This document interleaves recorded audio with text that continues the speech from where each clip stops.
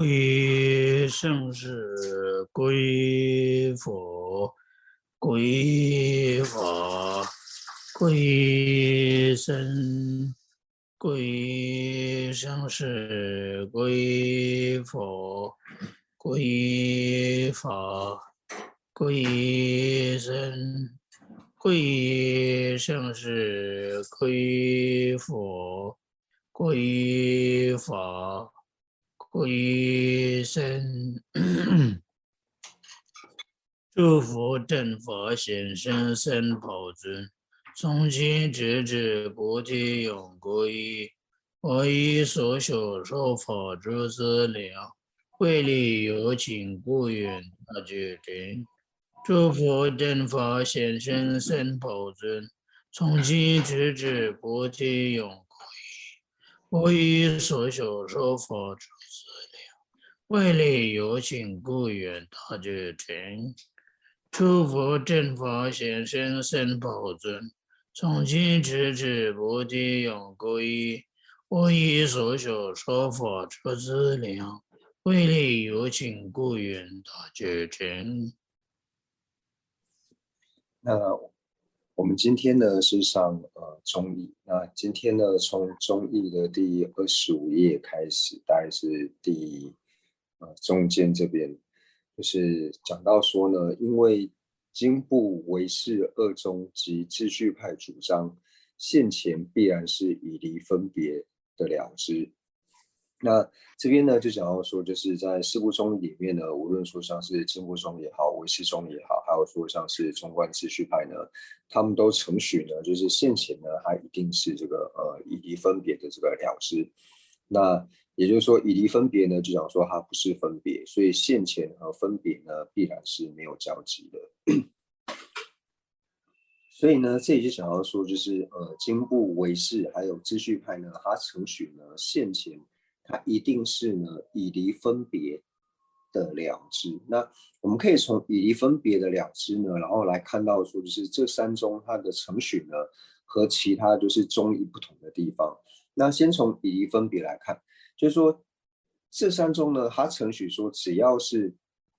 现前的话呢，它就一定是以离分别。那以离分别，它意思就是说不是分别的意思嘛。那所以表示说这三宗承许呢，现前一定不是分别的话呢，那我们就可以间接了解到说呢，那有一派中义师呢，他就是承许说，哦，现前呢和分别呢是有交集的。那就以应成派来说，那应成派呢，他承许现前呢和分别是有交集的。那而且应成派呢，他也承许说，例如像是以平子来说呢，他承许平子是现前，为什么呢？因为现前和现前分呢是同义的。所以以应成派来说呢，它承许现前和分别二者是有交集，所以从这个现前必然是以离分别呢这句话，那可以间接的显示出呢，就是有一派的中义呢承许说现前呢它和分别呢是有交集的。那第二个呢，就讲说以离分别的了知，那了知这两个呢，又可以理解到说，就有的中义呢，它承许呢，现前呢，它不一定要是了知，那就像是以一切有部来说的话，因为一切有部呢，它承许具色根呢是现前嘛，所以从以离分别的了知呢，我们可以从两个不同的角度理解到说，哦，既然说这三宗呢，承许说现前一定是不是分别的话呢，那就表示说有的中义呢，它承许说哦，现前呢和分别是有交集的。那同样呢，这三宗承许呢是现前呢一定是了知的话呢，那就表示说哦，有一派中义实际上是一切有部来说的话呢，他就承许说像是具色根呢也承许说它是现前，那不是了知。那除了上述的这种理解之外呢，那同样呢，我们看到说，就是它承许呢，现前呢必然是以离分别的了知。那我们知道说，像是在量论里面，在量论里面呢，它在安立现前的现象的时候呢，是安立以离分别且不错乱的了知。那为什么在这边呢，它并没有加上不错乱，它只有安立以离分别的了知呢？那就讲到说呢，就是为什么这边没有特别加上说以离分别且不错乱的了知呢？因为安立以离分别且不错乱的了知呢，最主要是经部中的这个程序。那对于经部中来说呢，它加上这个不错乱的话呢，是不会有任何的过失。那对于唯识宗还有秩序派来说的话呢，他们就会认为说现前呢它不一定是不错乱的。那为什么呢？因为像是凡夫的这个直品眼知，那我们知道说凡夫的直品眼知是根知嘛，那是根知的话呢，它就会是现前知。那现前知呢，它一定呢不是分别，所以这个呢是无论是经部唯识或是秩序呢，都承许的根知跟分别呢是相违的，因为他们承许说呢，如果说承许根知是分别的话呢，是违越正理的，所以他们由此承许呢是根知一定不是分别。但是呢，唯识宗还有秩序派呢，它承许呢像是直品眼知还有直品分别呢，它是错乱知。那为什么直品眼知跟直品分别它是错乱知呢？它是错乱知的原因呢，并不是因为说它对品质产生错乱，或者说呢它对设法呢产生错乱，并不是因此呢而把它称之为叫做错乱知。所以呢，对于唯识宗来说的话呢，它承许呢，就是直品眼知呢，它对于品质呢是没有错乱，或者说它对于设法呢是没有错乱。那凡夫心虚当中的直品眼知呢，它所错乱的点呢，是对于说它执持呢，就是色外境成立的这一点，或者说呢品质外境成立，就是它执持呢品质呢和直品眼知呢，二者呢是有距离的存在，也就是所说的，就是它只取这个色呢是外境成立的，所以它最主要呢是在这一点之上呢产生错乱，而不是说对于品或者是说对于色呢产生错乱。同样的呢，就是对于秩序派来说呢，也是一样。那当然，我们这边在讲之前就讲到说，我们在讲秩序派呢，指的呢就是指说与谐型的秩序派。那就像我说我们在讲中观派的时候呢，通常是理解为这个中观应成派。那同样在讲秩序派的时候呢，就会直接理解为这个与谐型的这个秩序派。那对于与谐型的这秩序派来说呢，它同样呢，它也是认为呢，就是凡夫心虚当中的这个直色根知呢，它对于色外境成立这一点呢是产生错乱。所以呢，这里就了解到说，经部宗、唯识宗，还有就是秩序派，就是与谐型秩序派呢，他们承许呢，现前呢必然是以离分别的这个了知，但是呢，不一定是以离分别且不错乱的这个了知，所以这边才没有特别加上不错乱，以离分别且不错乱的了知，没有加上不错乱的原因呢，在这里。那接下来呢，就讲到说呢，在觉知呢，必然是非量之知，还有说呢，对于自己的单着境呢，错乱的了知呢，必然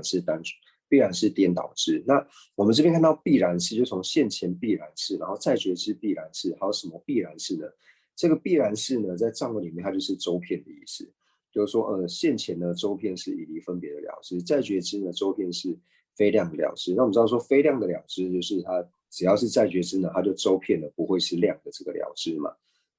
那对于自知单着境错乱的了知呢，必然是就周遍式呢单着知。那这边一直用到周遍的缘故呢，就是它显现出了说他们三部就是经部、唯识还有秩序派呢，他们和其他宗义呢不同程序的地方，所以这边才会讲到说哦，周遍是什么？周遍是什么？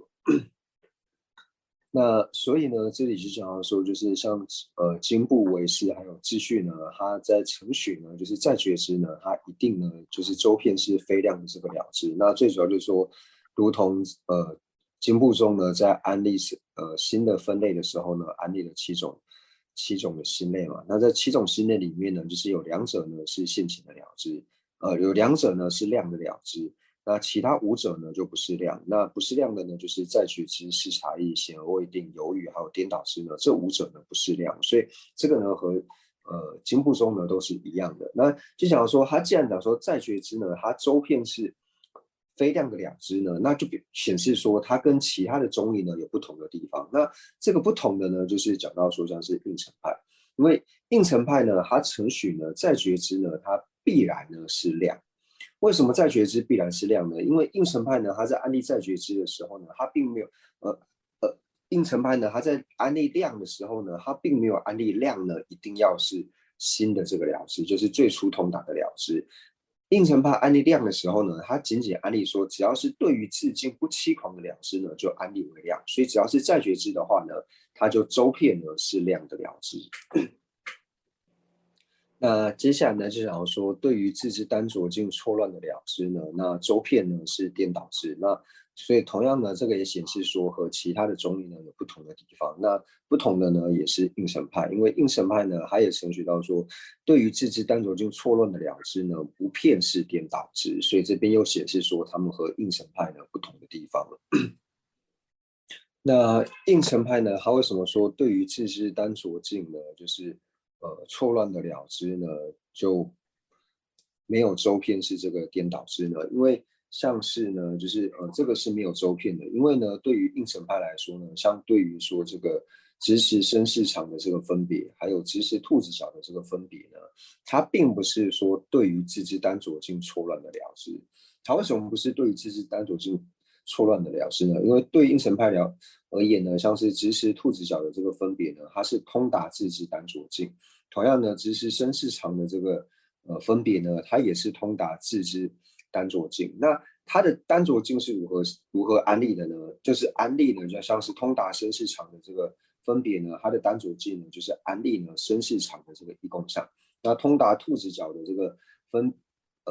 直持兔子脚的这个分别呢，它的单浊经呢，就是兔子脚的这个异共相，所以它是承许呢这些颠倒的了知呢，它对于自知单浊经呢是没有错乱的，因为它通达它的单浊经。那单浊经呢，就是安立这些分别之的这个异共相。那所以呢，对于应神派来说呢，它承许呢，只要是分别支的话呢，它都是通达呢自知单浊经。那像是直持身市场的这个分别支呢，它就通达自知单浊经，也就是呢就是身市场的这个异空相。那直持兔子脚的这个分别呢，它也通达自知单浊经。那自知单浊经呢，也就是兔子脚的这个异空相。那同样的呢，应神派呢，它也承许呢，就是直持呢声音是长，直持声音是长的这个呃，直持声是无常的这个分别呢，它也是这个错乱之，因为呢，它对于呢声是无常呢，就是直持声是无常的这个直持声是无常的比度呢，它对于声是无常呢是错乱，所以应神派呢，它承许呢错乱之和量呢二者是有交集的。我们之前呢在学习社类学的时候呢，是有讲到说，只要是量的话呢，它对于自知单浊经呢，一定呢就是不会错乱，一定不会错乱的这个了知。但是呢，就是对于应神派来说呢，它是承许呢，就是适量呢，然后也能够适量，还有说和自知单浊经的错乱的了知呢，二者呢是有交集的。那所以呢，这里就讲到说，就是对于笔法之错乱之呢，若是对于笔法的错乱之呢，那对于笔法呢，必周遍不适量。那为什么就是说这边就讲到说，就是经部为师还有秩序呢？他承许说，若是对于笔法的这个错乱之呢，他对于笔法呢周遍不适量。但是呢，应神派呢并不做如是的程序，就像我们刚刚所讲的，应神派呢，他承许呢就是直时身是无常的这个。直时身是无常的这个比度呢，它对于身是无常呢是错乱。为什么它对于身是无常是错乱呢？因为呢，直时身是无常的这个比度呢，它将身是无常呢，就是非自性成立这一点呢，显现为自性成立，所以它对于身是无常呢是错乱。但是呢，它也承许直时身是无常的比度呢是量。那同样的呢，就是若是比度呢，对于自知显现境呢，就是对于自知显现境呢，必周遍不是量等等。那这边同样就讲到说，以秩序派来说的话呢，它对于它程序呢，只要是比度的话呢，它对于自知显现境呢，必定不是这个量，因为对自知显现境呢，就是会错乱等等的，所以它对于自知显现境必然不是量。那这个必然不是量呢，那就同样讲到说，就是我们刚刚讲说必然就是周遍嘛，那他讲说周片呢不是量的时候呢，他就比方说他跟应成派呢又有不同的这个程序，就是总的来说呢，就是应成派呢，它程序呢就是以比度来说呢，它对于自知显现境呢，就是它程序呢对于自知显现境它有通达，然后呢对于自知显现境呢也有错乱，就是它可以又是通达这个境，然后呢又对这个境呢产生错乱，所以总的来说呢，就是应成派呢，它程序就是错乱之呢和量二者呢并不相违。那以上呢就是讲完，就是第五个科判，就是有境的这个程序方式。那在讲第6个呢，就是无我的这个程序方式之前呢，那我们先看到就是25页的这个第1行，就是有境的主张呢，就是主张意识呢，就是普特伽罗的这个事项呢。对于这一点呢，就是我们稍微再来讨论一下。那这里呢，就想要说，就是一开始就先程序呢，就是普特伽罗事项的这个意识呢，然后把它程序为是普特伽罗的这个事项嘛。那就像是这个是我们把经部宗还有秩序派呢，就是一起来做这个解释。因为假如说就是普特伽罗这个事项呢，那经部宗还有秩序派呢，在程序的时候呢，它是程序呢普特伽罗事项的这个意识嘛。那以唯识宗来说的话呢，它是程序这个阿赖耶识。那为什么会这样子程序呢？因为最主要呢，就是他们程序呢，就是依他起呢是指向成立的。那对于这个经部宗还有说是秩序派来说的话呢，他为什么会承许说这个普特伽罗事项的这个意识呢，要安立为这个普特伽罗的这个事项呢？那最主要呢，就是因为说他们承许呢志向成立。那志向成立的意思是什么呢？他们所承许的志向成立呢，就是普特伽罗的这个施设处呢，你在找寻之后呢，你要找寻得到。那找寻之后呢，找得到的呢，这个呢叫做志向成立。那因为呢，就是秩序派还有经部宗呢，他都承许说，就是普特伽罗呢，它的施设处，你去运体之上这施设处，你去找寻之后呢，是找得到的。那找到的这个施设处是安立什么呢？就是安立为意识。因为呢，我们从五蕴去找的时候呢，无论从前面的就是色蕴、受蕴、想蕴、行蕴呢，这4个去找呢，都没有办法找到。那唯一能够安立的呢，就只能够安立意识。所以呢，他在安立这个普特伽罗的这个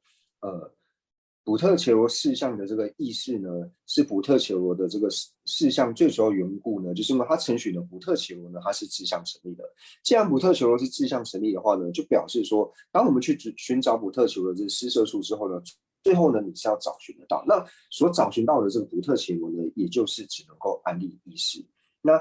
所以对于说志向成立呢，如果说志向成立该如何成立呢？就是去找寻之后呢，你要找得到，就是这个施设处呢，去找寻之后呢，你要找得到，符合这个呢，就叫做志向成立。那符合这一点叫做志向成立的呢，那同样对于经部宗还有秩序派还有应成派呢，它都是做如是的程序，就是施设处你只要去找寻之后，寻找得到的呢，那这个就叫做志向成立。那这个志向成立的这个意思呢，就是找寻之后，施设是寻找之后找寻得到这个叫做志向成立这一点呢，那这个无论是秩序或者说是经部宗或是应成派呢，都是如是的程序。那所以呢，我们在讲到说，就是我们程序呢，就是普特伽罗事项的这个意识呢是普特伽罗嘛。那为什么说这个事项呢就一定要是它本身呢？就像说我们讲说瓶子的事项呢，它就一定要是瓶子嘛。所以住的事项就一定要是住址。所以你如果是普特伽罗的事项的话呢，就一定要是普特伽罗嘛。所以同样呢，就是小明的这个事项呢，就是我们去寻找的时候呢，会寻找说，哦，小明心绪当中呢，就是他普特伽罗事项的这个意识呢，就是普特伽罗他的这个事，就是小明的这个事项嘛。小明心绪当中就是他势力的这个意识呢，就是小明嘛。那如果说这样子去程序的话呢，那同样的，如果说是这个的事项，就要是这一法哈，这一法的事项呢，就要是这一法的话呢，那像经论里面呢，就是有时候在放这个有法的时候呢，他就会放这个留胡子的这个老狗。那留胡子的老狗就觉得说那个狗的这个须毛很长，所以就叫这个留胡子的老狗。那如果说那留胡子老狗的这个事项呢，那是安利，就是他心绪当中呢，就是他普特伽罗事项的这个意识呢，那就问说，那留胡子老狗他心绪当中普特伽罗事项的这个意识呢，那是不是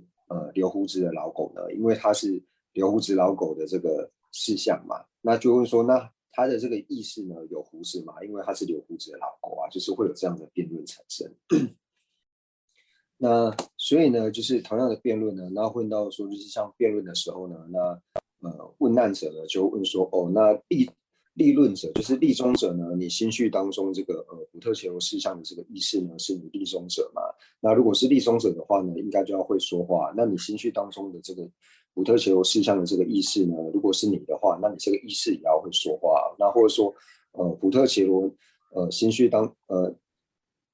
留胡子老狗心绪当中的这个补特伽罗的这个事项呢，那照理说他要留胡子啊，那就会有这样的辩论产生。那如果说呢，它不是就是补特伽，就是立中者心绪当中的这个补特伽罗的这个事项呢，如果不是立中者，或者说呢这个留胡子老狗心绪当中的这个补特伽罗这个事项呢，不是留胡子老狗的话呢，那就是说那以立中者有法，或者说以这个留胡子老狗有法呢，那他的施设意呢，在扫寻之后是找不到嘛，但是你又安利到说这个是补特伽罗事项的这个意识嘛，它既然是补特伽罗的事项，它就要是补特伽罗啊。那如果不是的话呢，那你如何去安利这个补特伽罗的事项？那如果说呢，它不是这个立中者，就是补特伽罗立中者心绪当中补特伽罗的意识呢，要是立中者的话呢，那变成说那立中者他的是施设意呢，你去找寻之后呢找不到，然后就变成说立中者还有说像是留胡子老狗呢，他的施设意找寻之后找不到，那这两者就没有办法承许说它是志向成立的。那这个呢是主要是属于这个社类学的这种理路的这个抉择方式，但是这里面最主要所讲的呢，就是在安利志向成立的呢，就是提到说，就是它的施设意呢，在找寻之后呢，找得到的呢，称之为叫做志向成立。那这边讲到说这个补特伽罗这个事项的意识，那事项那个项呢，就是相片的那个相，就是我们讲说名相、性相、事项，它的相都是同一个相字。那接下来呢，我们就回到课文，就是想要说无我的这个程序方式。那这个呢，就是我们前面都已经讲过很多遍了，就讲说这个主张呢，就是补特伽罗呢，就是常一自主空呢，是初分的这个补特伽罗，初分的这个补特伽罗的这个无我，以及主张补特伽罗呢，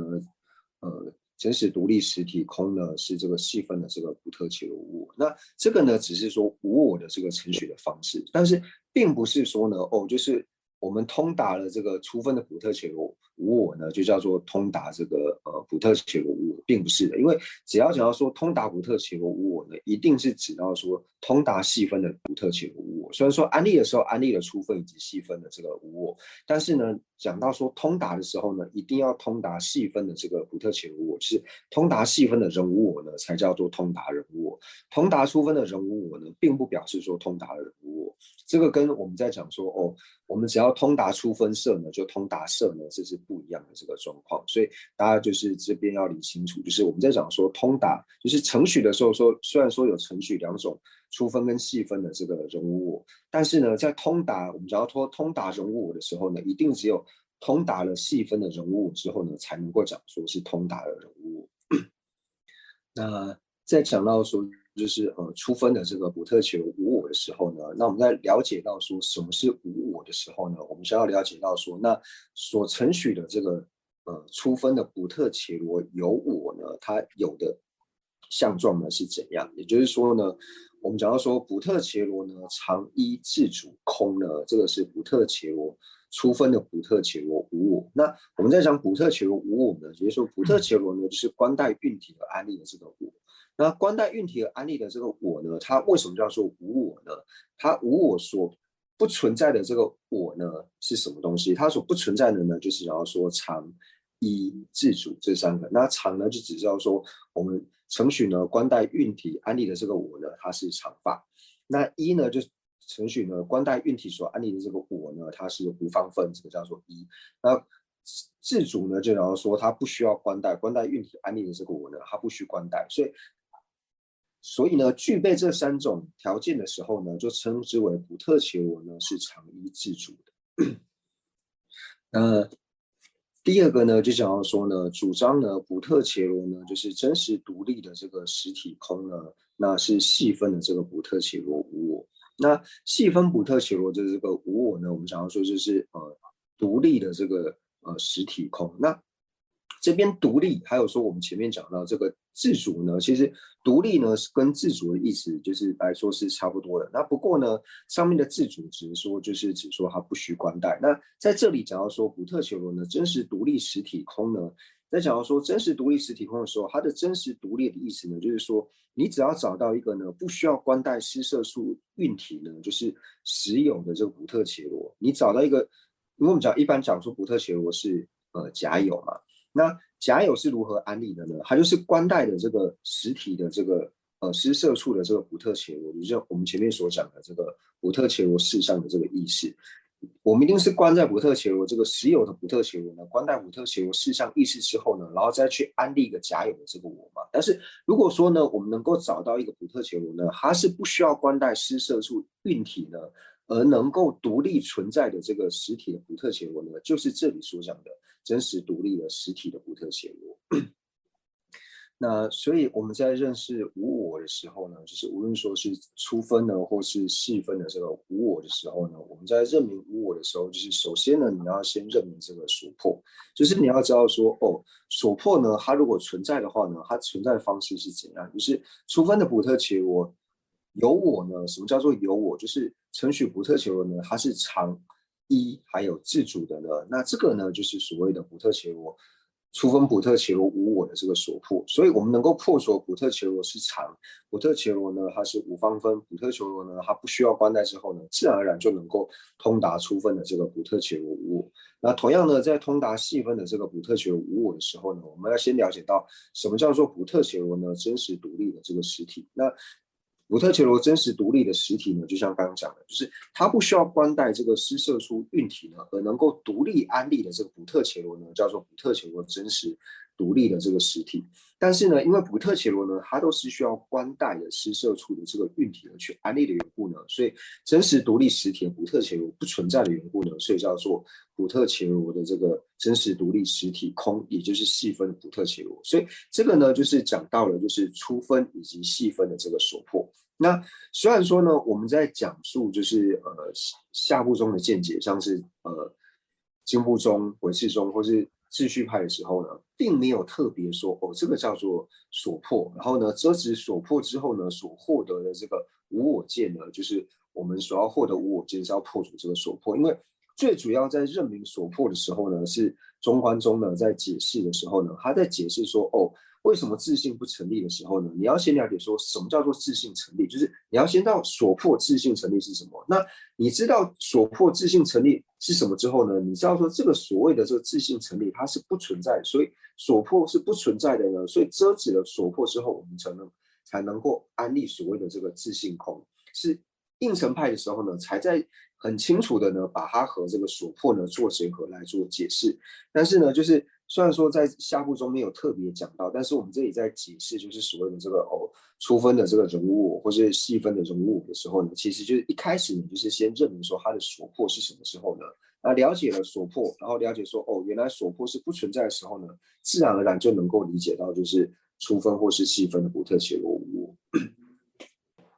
那所以呢，在区分人物我的时候呢，就是分为就是初分的这个人物我以及细分的这个人物我。那既然呢，就是我们在讲说无我的时候呢，有去区分所谓的初分细分。那同样呢，支持这个它的这个所破呢，就是支持所破的这种我执呢，它也能够分为就是初分和细分。就是支持呢，补特伽罗常依自主空的这个我执呢，是属于初分的这个我执。那支持补特伽罗呢，就是真实独立实体有的这个我执呢，是属于细分的这个我执。就是相较起来呢，一个较为初分，那一个较为细分。那为什么说支持补特伽罗呢，常依自主的这个我执呢，是初分的我执呢？因为呢，支持补特伽罗常依自主的这个我执呢，它是只有片剂。但是呢，支持补特伽罗真实独立实体有的这个我执呢，它是能够分为片剂以及具身。就是说呢，以秩序派以下来说，就是你要获得阿罗汉果的时候呢，你一定要断除这个无始以来呢就能够任运而生的这个支持补特伽罗真实独立实体有的这个执着呢，你要是不断除这样执着呢，是无法获得阿罗汉果的。所以呢，它是能够分为就是片剂以及具身的这个执着这两种。但是呢，对于说这个支持补特伽罗呢，常依自主的这个执着呢，它是只有片剂的。那因为是只有片剂的缘故呢，所以它在见到解脱道的时候呢，一定能够断除，就是在见到无间道的时候呢，正对治。那见到无间道呢，它所引申的解脱道何时升起的时候呢，升起的同时就断除了这个遍计的这个执着，也就是支持呢补特伽罗是常依自主有的这个执着呢，就能够做断除。所以因为呢无我呢分为粗细两种，所以呢它支持它的这个所破的这种执着呢，我执呢也能够分为粗细两种。那一者呢就是唯有遍计，那另外一者呢就是俱生和遍计呢，二者都有。那我们一般呢在讲到说这个补特伽罗呢，就是常依自主有的这个执着呢，那还有另外一个就是另外一个解释的这个方式，就想要说呢，补特伽罗和印体，补特伽罗和运体呢，它的性相不符顺，它的性相不符顺，能够另外安立呢的这种执着。那这是什么意思呢？什么叫做补特伽罗和运体的性相不符顺，然后呢能够另外安立呢？就是说，我们在讲到说承许补特伽罗呢，常依自主有的这个执着的时候呢，它在执持的时候呢，它是执持补特伽罗呢是常法，那运体呢是无常法。那补特伽罗呢是无方分，运体呢是有方分。那补特伽罗呢是不关待因果，那运体呢是要关待因果。所以，因为补特伽罗和运体呢，它在执持的时候呢是完全不同的这种执持方式，所以它的另外一个就是除了我们一般所安利的补特伽罗呢，常依自主的执着之外呢，也会讲到说，执持补特伽罗和运体呢，就是性相不符顺，然后呢，能够另外安利的这种执着。那就是我们在讲到说，就是补特伽罗呢，就是真实独立实体空的这个执着呢，就是只要遮止之后呢，那就是细分的这个补特伽罗无我。但是呢，我们在执持这个补特伽罗，就是细分的补特伽罗有我的时候呢，执持补特伽罗之上的这个有我，还有瓶子之上的这个有我呢，执持的方式是不一样的。虽然说所破呢，我们都是安利这个补特伽罗呢真实独立的这个实体空。都是安利在补特伽罗真实独立的这个实体有，那破除这个执着之后呢，就是实体空。但是在补特伽罗之上的执持方式，以及呢在瓶之上的执持方式呢是不一样的。那补特伽罗的执持方式呢，就像讲的，什么叫做补特伽罗执持补特伽罗真实独立实体有呢？那就像刚刚讲的，就是我们执持补特伽罗呢，它是不需要关带运体，不需要关带这个运体之后呢，它能够真实独立存在的这个补特伽罗呢，叫做补特伽罗真实独立实体有，这是我一般知识，就是补特伽罗之上的这个补特伽罗有我的这个执持方式。但是呢，我们在执持瓶子的时候呢，并不会去执持一个瓶子呢，它是不需要关带的这个运体的。它是不需要关带运体，然后破除这种执着呢，叫做执持补特伽罗的无我。因为补特伽罗它本来就没有什么所谓的这个关带的这个五蕴嘛，因为瓶子它就是一个设法，它不用去关带什么五蕴或是运体之类的。那补特伽罗的这个无我呢，我们该如何去安利呢？那就想要说，就是如果呢补特伽罗它的这个细分的这个有我要是存在的话呢，那我们就要支持呢补特伽罗它能够被这个补特伽罗真实独立实体呢，就要能够被这个真实独立实体的补特伽罗呢所受用。但是呢，被真实独立实体有的这个补特伽罗所受用这一点呢，在瓶子之上呢是不存在的。所以在理解说补特伽罗我执的这种执着呢，在执持补特伽罗和瓶子的执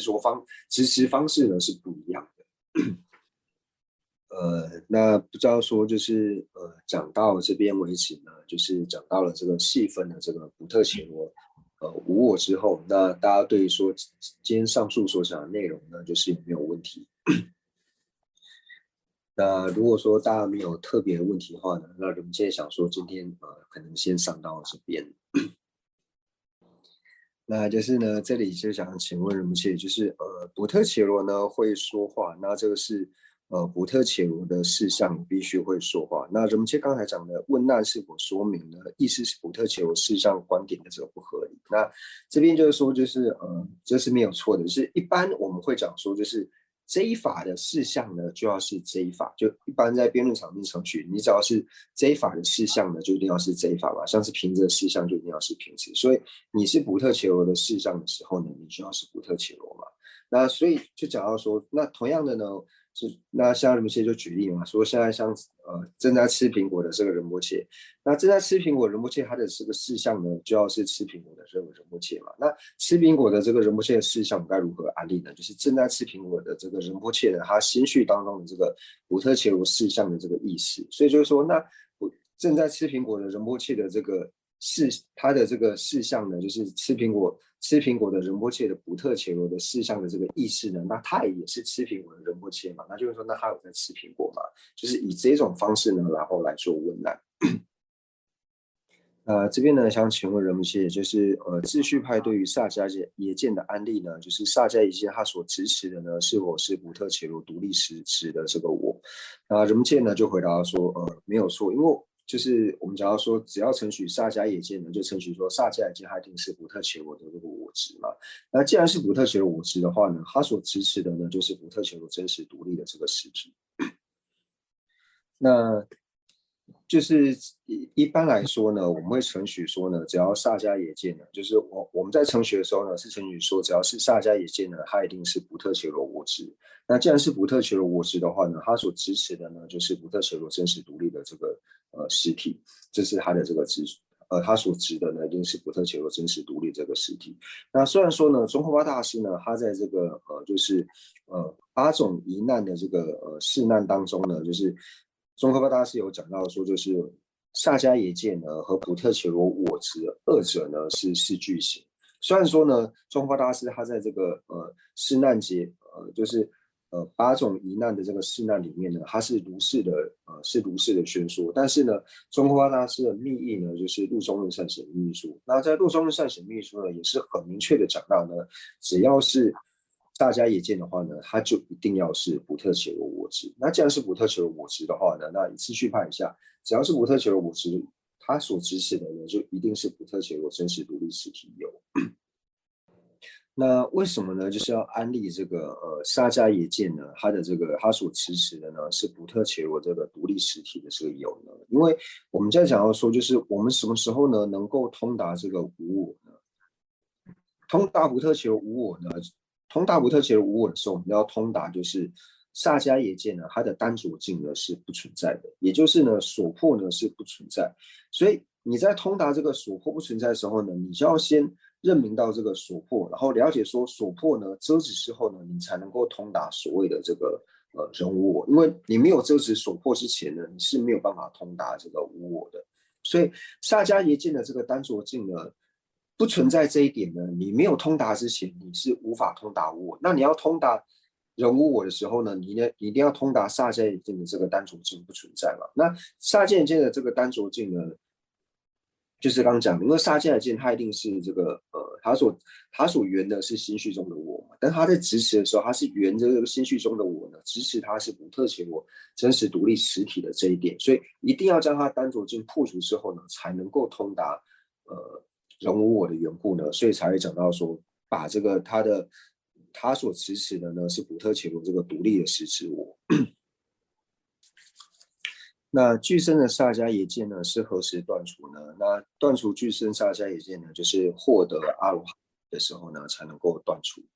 因为我们讲到说，就是具身萨迦耶见呢，就是我们最后在正对峙的时候呢，是由这个金刚喻定三摩地呢做正对峙。那金刚预定三摩地呢，它所引申的这个解脱道呢，何时升起的时候呢，它就断除了这个，无论说是我们讲具身萨迦耶见也好，或者说呢具身的这个不特伽罗我执也好呢，都是一样的。那在金刚预定三摩地的时候呢，正对峙。那这个金刚预定三摩地呢，它所引申的这个解脱道呢，何时升起的时候呢，它就断除了这个不特伽罗我执，或者说呢具身萨迦耶见，然后同时呢也证得了这个阿罗汉果。那就是我们在讲到说，就是遍计的这个萨迦耶见的，就是这个断除的这个方式呢，无论说是在声闻道、独觉道，或者说大乘道呢，都是一样的。就是遍计的这个不特伽罗我执，或是遍计的萨迦耶见呢，它是在见到无间道的时候呢正对峙，那见到解脱道的时候呢断除。那对于这个细分的这个补特伽罗我执呢，或者说这个具身的这个萨迦耶见呢，又把它分为9品。那每一品呢，就是对应到就是每一地的这个梅地的这个解脱道。那所以最后面呢，就是到金刚预定三摩地的时候呢，他所要对峙的呢，就是细品细分的这个具身萨迦耶见，或是细品细分的这个普特伽卢我执。那在金刚预定三摩地的时候呢，正对峙。那他所引申的解脱道何时升起呢？就断除了这个细品细分的这个具身萨迦耶见。那同样呢，在同时也获得了阿罗汉。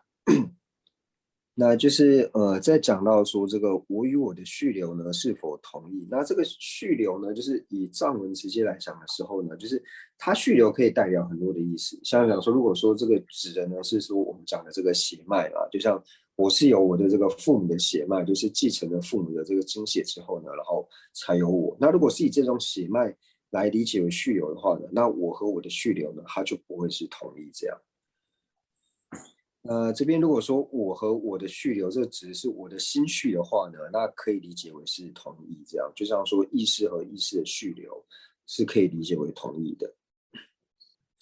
因为呢，如果说我们承许意识和意识的续流是不同的话呢，那同样它在理路上面呢，也是有很多相违的地方。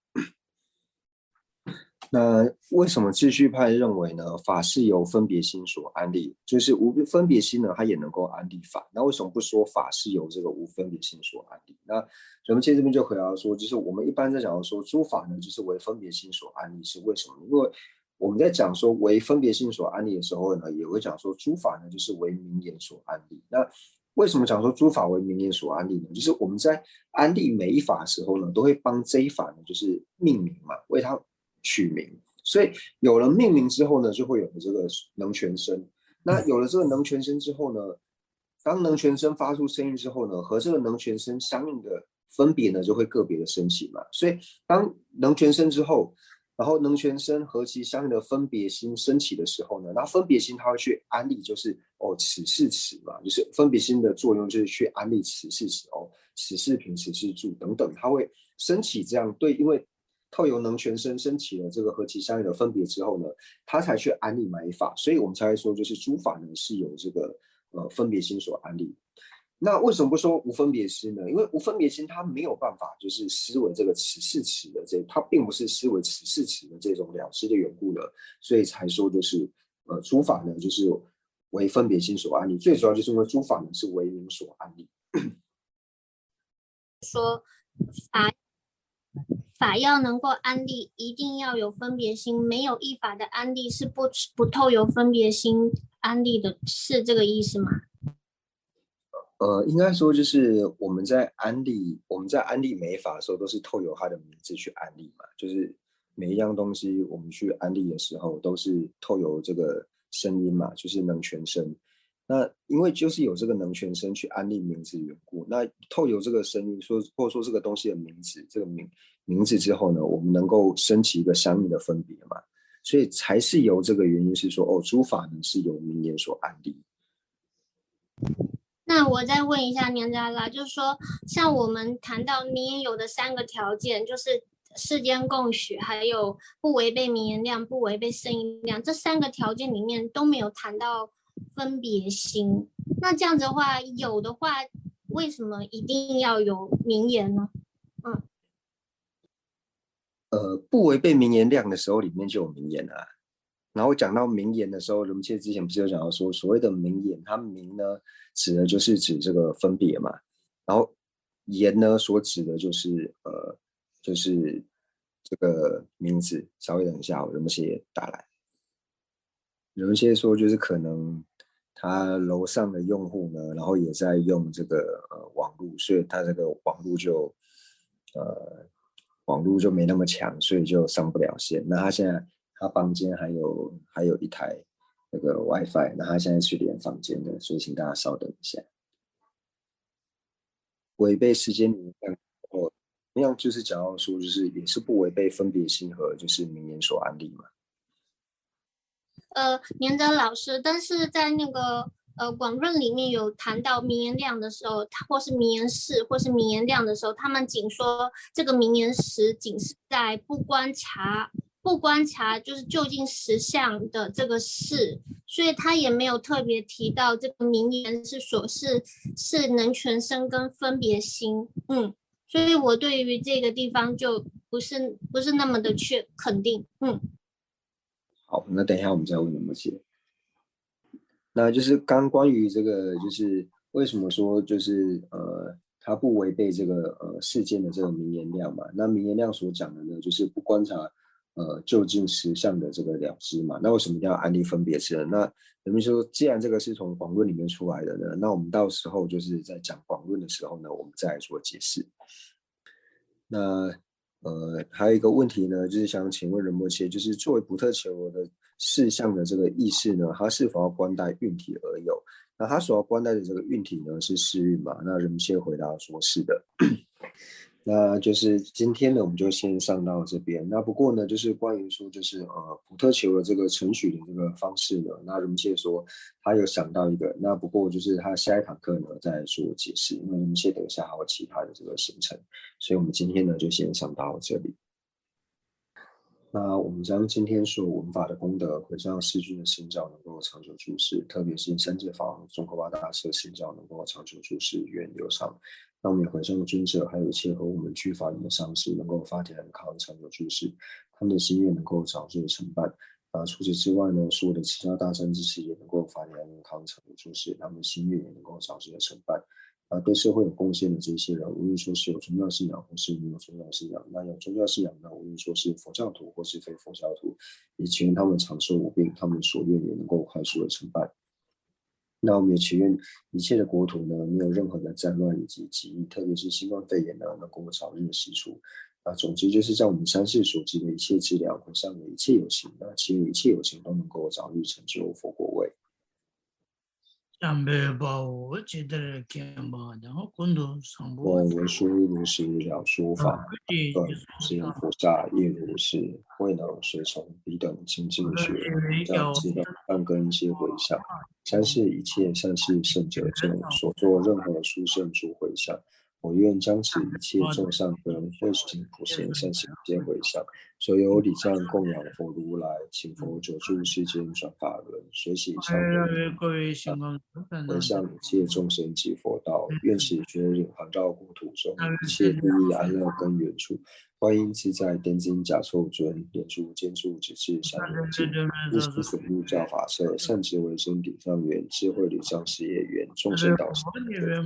愿至尊上士及长寿，金山事业及方界，警会教法明灯行善地，消除有情黑暗长安之愿令在世皆欢喜，并以获得佛意之广闻。如来圣教遍扬于十方，修行所作妙善皆究竟。吉祥上师愿长寿，偏虚空界生善乐，自他尽罪而极之，快速成就佛国地。父母有情居安乐，一切恶趣何时空？菩萨任谁住何处？彼等心愿皆成办。乃至有虚空以及众生主，愿无诸世间尽除众生苦。